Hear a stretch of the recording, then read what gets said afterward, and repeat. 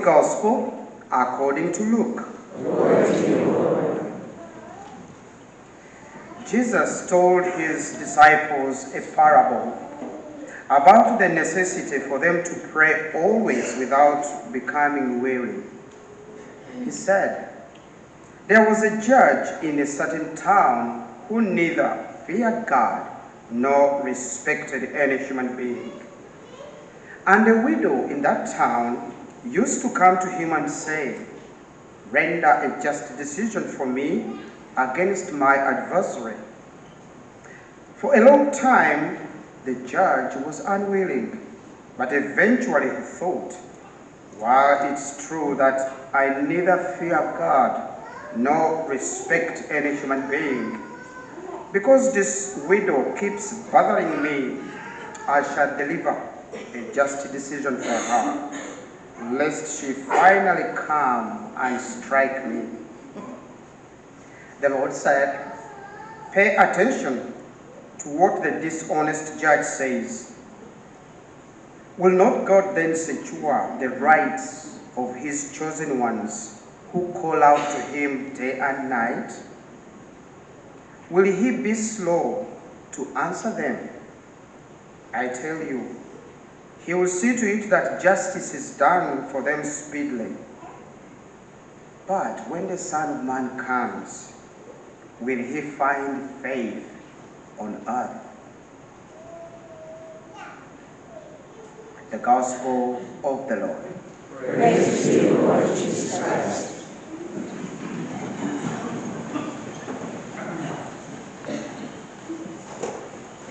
There was a judge who neither feared God nor respected any human being. Clearly, this man in today's gospel was a law unto himself, as people normally say.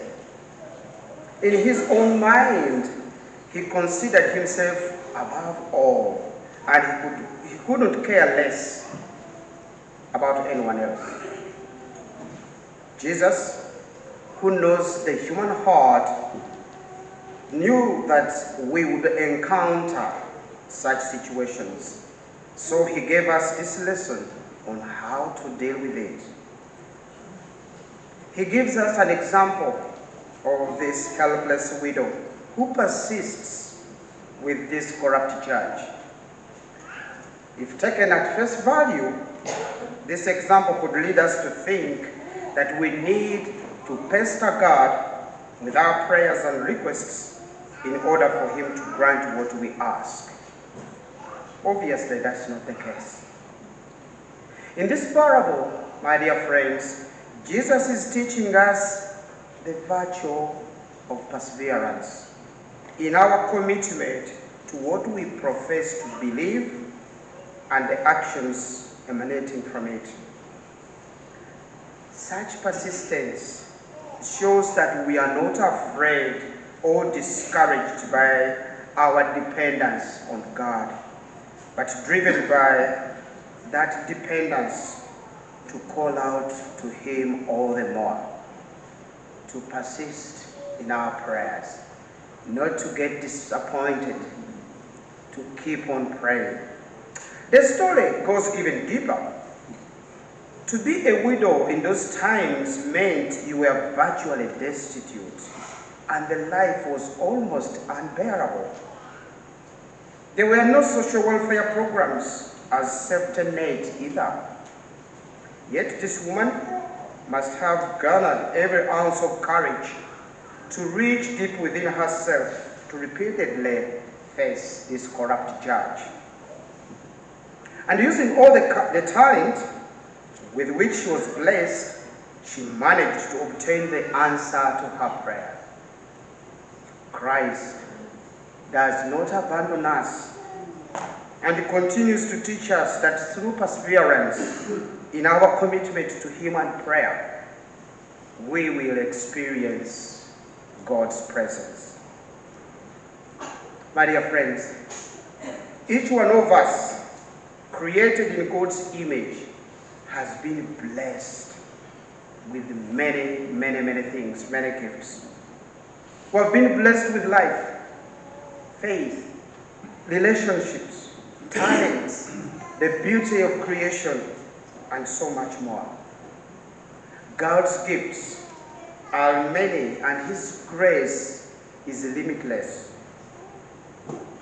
When we become attentive to the blessings in our lives, we perceive God's grace in our midst. And this awareness changes us. We become thankful people.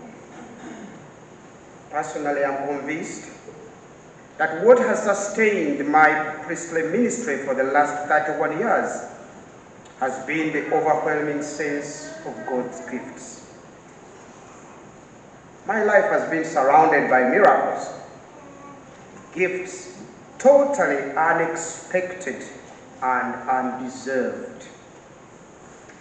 The fact that a small boy like me growing up in Uganda has ministered on 3 continents, Africa, Europe, and the United States, is a confirmation of how God always gives us infinitely far more than we can ever ask for or dream of. I've done practically everything. I've done parochial ministry. I've worked as a campus minister with young inquiring minds. I've worked in top administration office in the diocese.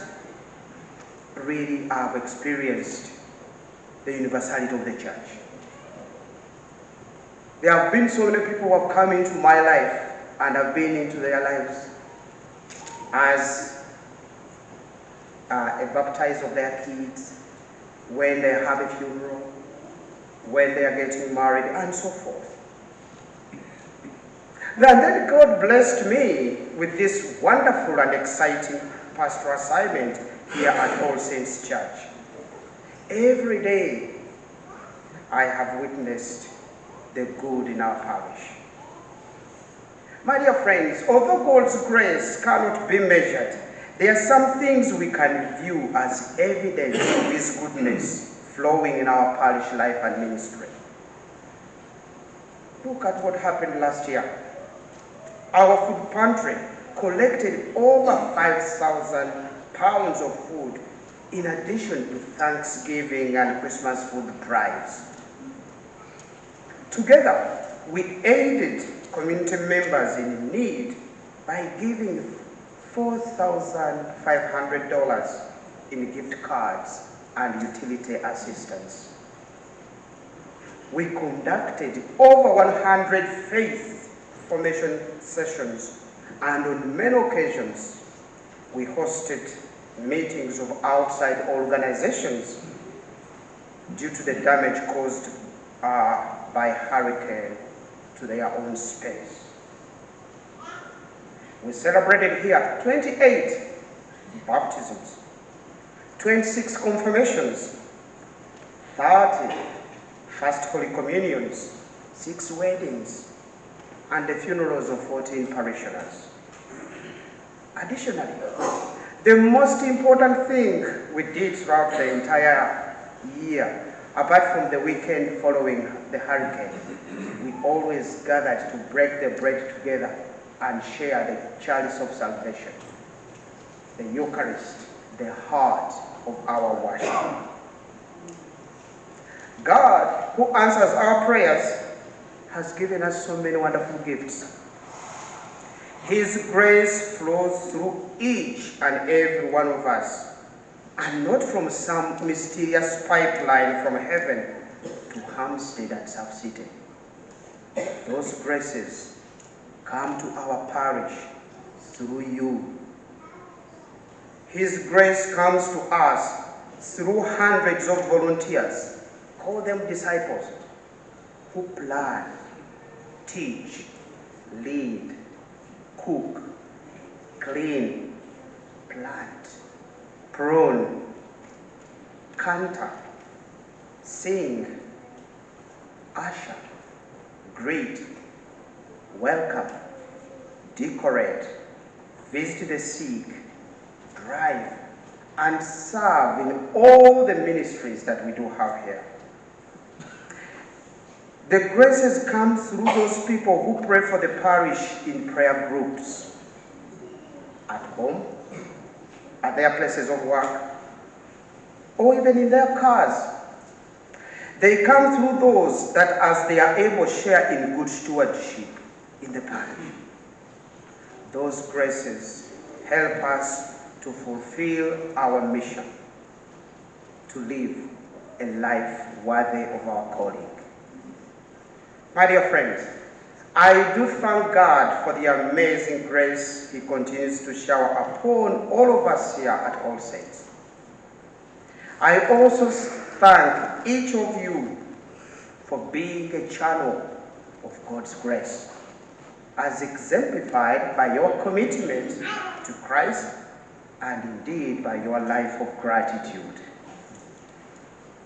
In keeping with this generosity, it is my humble task to announce the launch of Committed to Christ, Living in Gratitude, to allow us to prayerfully evaluate and renew our prayer, our service, and our generosity. Since the picnic weekend, as a parish, we have been exploring every individual's call to service and prayer. The parish is really inviting each individual to persistently pray this week about his or her stewardship commitment, and as able, increase his or her support for our parish. Through Committed to Christ and Living in Gratitude, each family will have the opportunity to joyfully respond to their prayerful commitment and renew their sacrificial gift. Dear friends, this week, each family will receive in the mail a special commitment to Christ, Living in Gratitude brochure, along with a commitment card and explanation of the important ministries our gifts really accomplish. And next weekend will be our Commitment Sunday.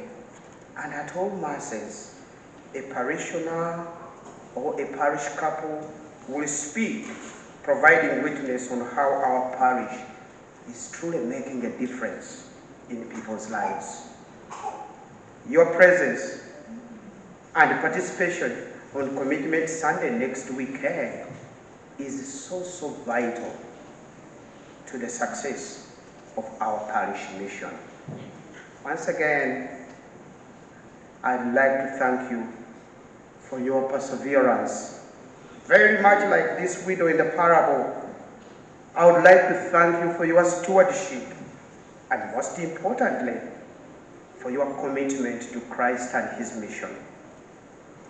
Good enough it is Mission Sunday today when it tells us, go and make disciples.